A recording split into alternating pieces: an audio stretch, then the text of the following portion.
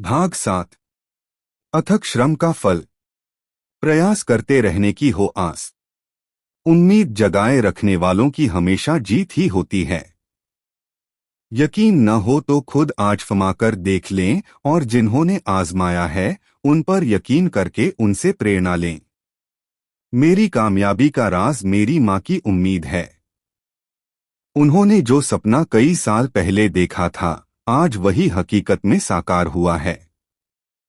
इसलिए किसी के मन में जगी उम्मीद की शक्ति को कभी कम मत आंकना। अगर मन में सच्ची उम्मीद है, खोखली नहीं, तो हर सपना पूरा हो सकता है। यह जवाब 1960 के ओलंपिक स्पर्धा में 3 स्वर्ण पदक हासिल करने वाली पहली अफ्रीकी अमरीकी महिला विल्मा रुडोल्फ का था। विल्मा की रोमांचक कहानी पढ़ने पर उम्मीद और श्रम की एकत्रित ताकत का भलीभांति अंदाजा लगाया जा सकता है। केवल 4 साल की विल्मा को पोलियो जैसी भयावह बीमारी ने जकड़ लिया था, फिर भी उसने कभी हार नहीं मानी। अपने आत्मचरित्र में विल्मा बताती है, डॉक्टरों ने कहा था यह कभी चल नहीं पाएगी, लेकिन मेरी माँ ने कहा विल्मा चलेगी ही नहीं बल्कि दौड़ेगी, और मैंने सिर्फ अपनी माँ पर यकीन किया। अब जरा इस बात पर गौर करें कि विल्मा अपनी माँ पर यकीन क्यों कर पाई। क्योंकि उसने अपनी माँ को अथक प्रयास करते हुआ देखा था। विल्मा की माँ किसी बीमारी के सामने घुटने टेकने वालों में से नहीं थी बल्कि अपनी उम्मीद कायम रखी। उन्होंने अपनी बेटी का इलाज शुरू करवाया और डॉक्टरों की हर सूचना पर जी जान से काम किया। जब एक डॉक्टर हार मान लेता तो वह तुरंत नया और बेहतर डॉक्टर खोज निकालती। माँ की निरंतर कोशिशों को देख छोटी विल्मा के मन में उम्मीद जगी कि वह फिर से चल पाएगी।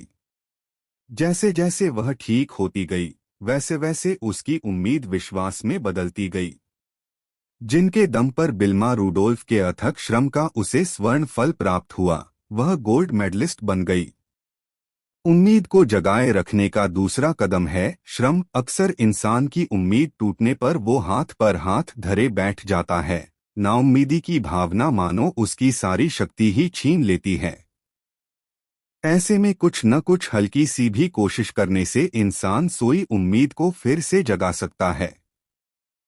इसी पुस्तक के भाग 3 में बताए गए विद्यार्थी के उदाहरण से भी वही स्पष्ट होता है कि उसके मन में परीक्षा का डर तो है, मगर वह सारे नकारात्मक विचार छोड़कर जब करता है तब उसके मन में उत्तीर्ण होने की उम्मीद जगती है।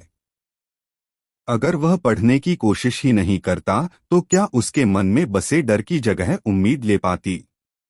कहने का अर्थ, उम्मीद को जगाने के लिए श्रम करते समय इंसान इस बात का जरूर ख्याल रखे कि उसका लक्ष्य क्या है। अथक प्रयास करके इंसान क्या निर्माण करना चाहता है। जब लक्ष्य सामने होगा तब इंसान नाउम्मीदी को अपनाकर निराशा का सहारा लेने से पूर्व 10 बार सोचेगा। अगर जीवन में कोई लक्ष्य ही नहीं होगा तो नकारात्मकता की ओर झुकने में इंसान को बिल्कुल समय नहीं लगेगा। इसी के साथ वह आसानी से अपनी उम्मीद और उसकी ताकत को भुला देगा। विल्मा और उसकी माँ की कहानी से एक और सीख लेना महत्वपूर्ण साबित होगा। विल्मा की माँ का जन्म ही इसलिए हुआ था कि वे विल्मा में उम्मीद पैदा कर सके। ऐसी कई हस्तियां हैं जिनका नाम इसी विषय में लिया जा सकता है। उदाहरण के तौर पर कवयित्री माया अंजेलो, जिन्होंने अपनी कविताओं द्वारा अमेरिका में रहने वाले अफ्रीकी लोगों में एकता और समानता की उम्मीद जगाई। डॉ. बाबा साहेब आम्बेडकर ने दलितों को साक्षरता के रूप में उम्मीद का वरदान दिया। मदर टेरेसा ने प्रेम भाव की उदात्त अभिव्यक्ति करके गरीबों में छोटी सी ही क्यों न हो उम्मीद का दिया जलाया। या साक्षात जीसस क्राइस्ट ने अनेक दुखियों की पीड़ा दूर की।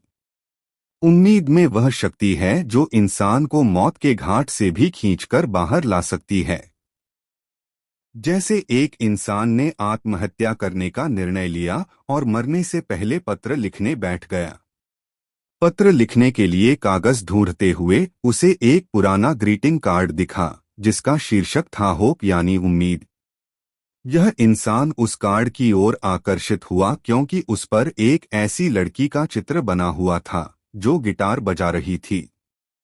लेकिन आश्चर्य की बात यह थी कि उसके गिटार में केवल एक ही तार थी, फिर भी वह गिटार बजा रही थी।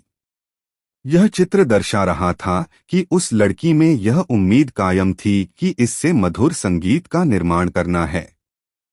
यह चित्र देखते ही उस इंसान की आंखें खुल गई कि मेरी भी एक तार बाकी है।